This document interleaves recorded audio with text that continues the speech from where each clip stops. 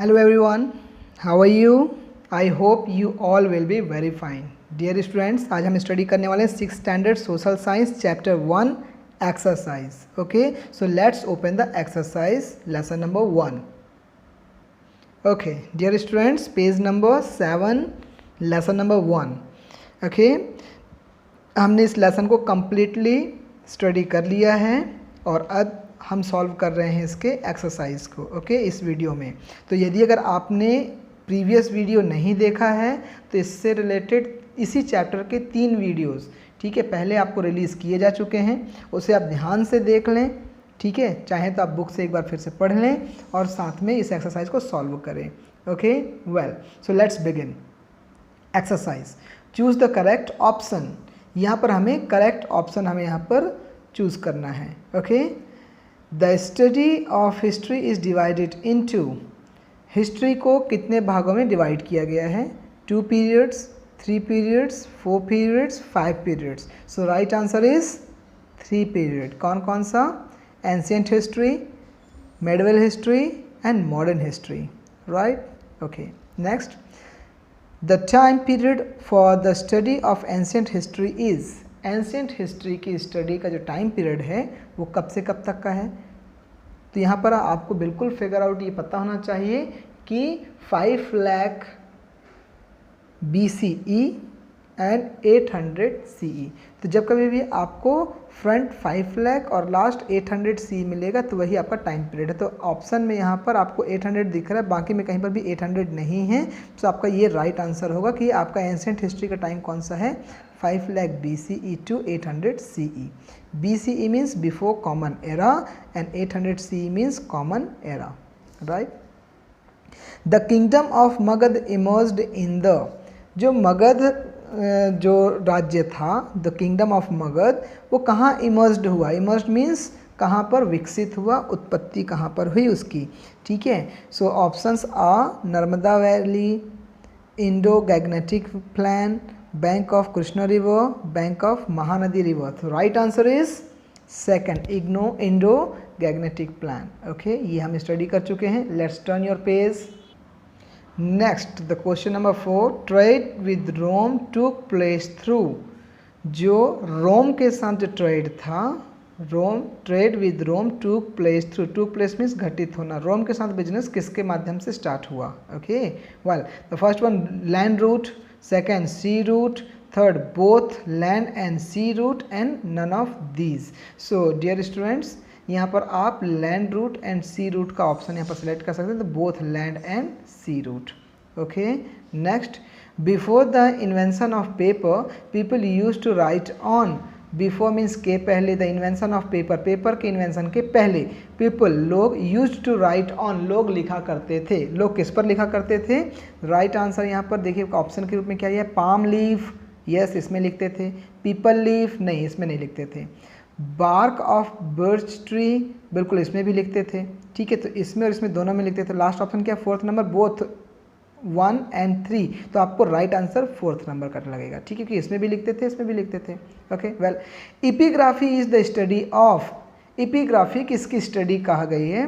ठीक है, the study of coin, study of manuscripts, study of inscription या study of artefacts. So epigraphy is a study of inscriptions.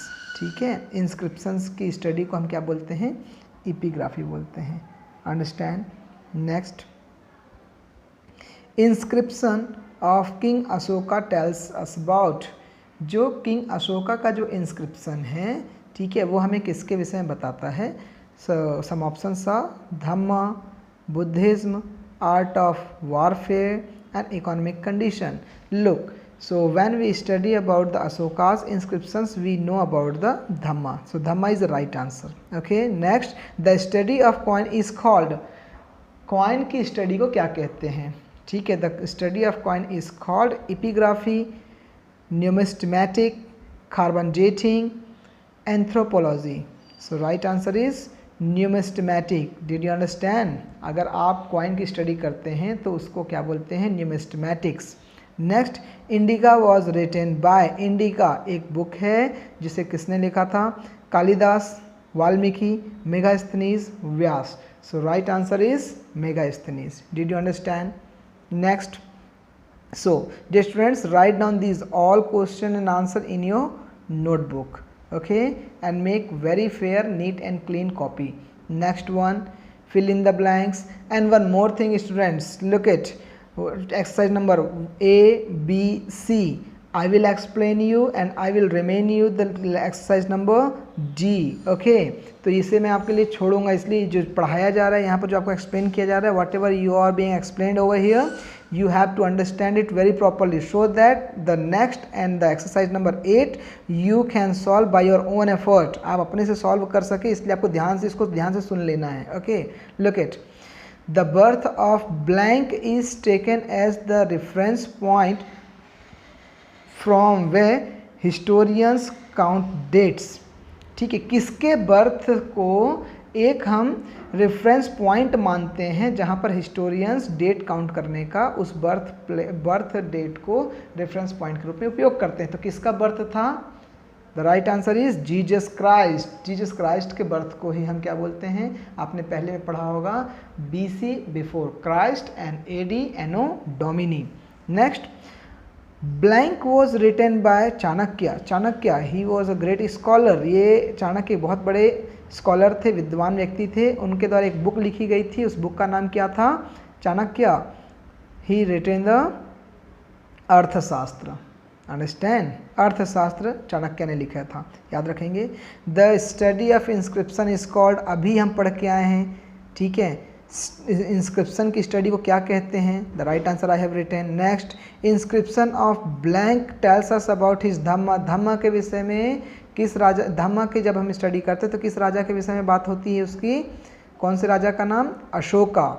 Okay, well, most of the inscriptions are written in. आप मुझे बताइए कौन कौन सी language में inscriptions लिखे गए हैं? सो सम ऑफ द ऑप्शंस जो हमारे पास में है, उसका राइट आंसर है प्राकृत, पाली, ब्राह्मी, संस्कृत, तमिल, तेलुगु. सो इसमें से हमारे पास 3 ऑप्शन है, तो अपने 3 पहले प्रायोरिटी के वर्ड्स को हमने लिख दिया है, ओके. इसके अलावा भी संस्कृत, तमिल और तेलुगु भी है. Understand? Next, metals used in a coin tales us about the. Metals जो यूज होता है कॉइन में, ठीक है, वो बताता था, किसके विषय में बताता था? किसी भी कॉइन को बनाने में जो मेटल यूज़ किया जाता था पहले के समय में, तो मेटल का उपयोग से क्या पता चलता था? किस कंडीशन का पता लगता था? कॉइन के उपयोग से, मेटल के उपयोग से economic condition of particular empire. ठीक है, वहाँ की इकोनॉमिक कंडीशन कैसी थी, आर्थिक स्थिति कैसी थी. Blank are buildings of historical importance. किस प्रकार की बिल्डिंग को हिस्टोरिकल इम्पोर्टेंस के लिए जाना जाता है? तो right answer is monuments. Monuments, the Hindi mean of monuments is स्मारक. Understand? Look, next, blank was written by Megasthenes. Megasthenes ने कौन सी बुक लिखी थी? मेगास्थनीज ने कौन सी बुक लिखी थी? Right answer is there, you can read it. Accounts writing by blank and blank tell us about the social, economical and religious situation in India in the 5th and 17th century CE. 7th century और 5th century में कौन से ऐसे travellers हमारे यहाँ आए थे जिन्होंने भारत के, इंडिया के इकोनॉमिक सोशल कंडीशंस के विषय में बताया था? So you know well about in 5th century Fahian had come, and in 7th century when Song had come in our India and they had written in their particular books, okay, about the religious, social, economical condition of India. Well, so write down the all points in your notebook very properly with the neat and clean shape. Okay, now let's look at the next question. State whether true or false. यहाँ पर अब आपको बताना है कि ये जो statement है ये सही है कि गलत. So we have to write the F in case of false. We have to write T in case of true. Okay, look at. All dates after the birth of Christ are counted backwards. All dates after the birth of Christ. All dates, सभी dates after the birth of Christ. Christ के जन्म के बाद के सभी dates are counted, गिने जाते हैं बैकवर्ड्स, पिछले क्रम में. ठीक है, तो ये आपको अब मुझे बताइए, जीसस के क्राइस्ट के बाद जो डेट हम काउंट करते हैं वो बैकवर्ड होता है कि फॉरवर्ड होता है? The right answer is forward. So यहाँ पर ये स्टेटमेंट क्या हो जाएगा? फॉल्स.